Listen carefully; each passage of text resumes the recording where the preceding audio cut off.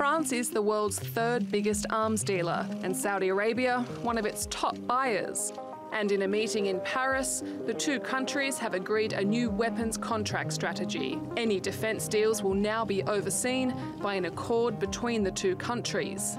The French capital is the latest leg of a global tour by Mohammed bin Salman, who's hoping to profit from his recent social and economic reforms in the kingdom.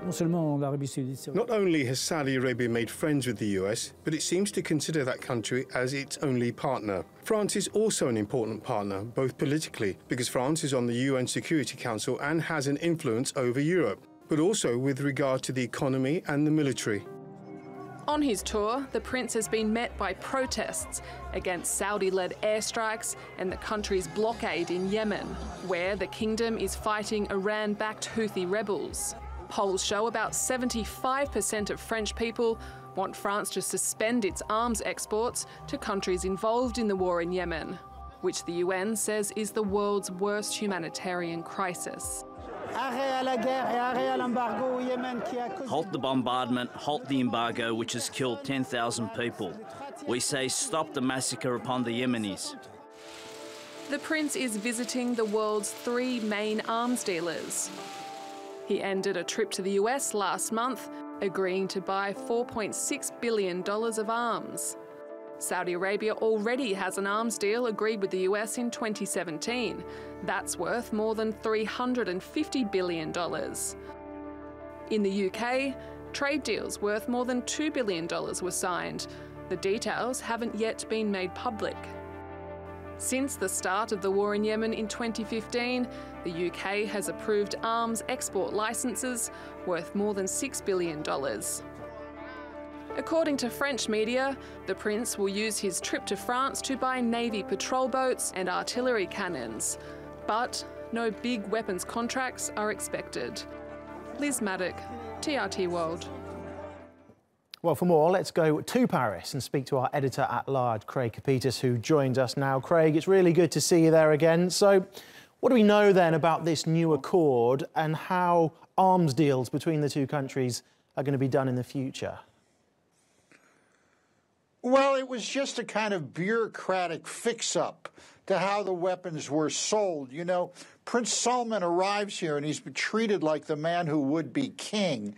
But what he is in reality is the Minister of Defense. And there's quite a few people in this country who would have liked to have seen President Macron roll up the red carpet and roll out the sanctions. A YouGov poll this weekend showed that 3 out of 4 of the folks surveyed said it was wrong to sell weapons to Saudi Arabia precisely because what's going on in Yemen. It's very controversial. So has President Macron made any concessions whatsoever to those protesters or those people who are unhappy about these arms being sold to Saudi?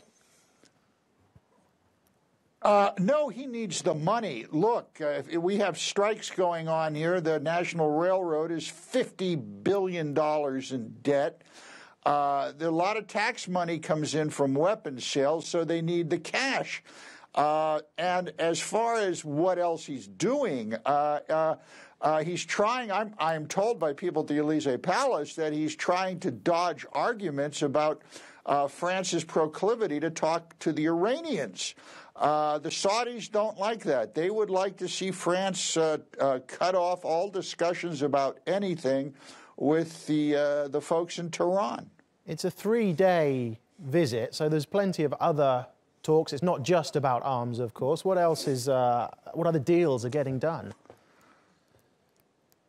Well, the young princeling is holed up in what he calls Chateau Louis XIV. It's a 57-acre spread worth $300 million with a wine cellar that can hold 300 bottles.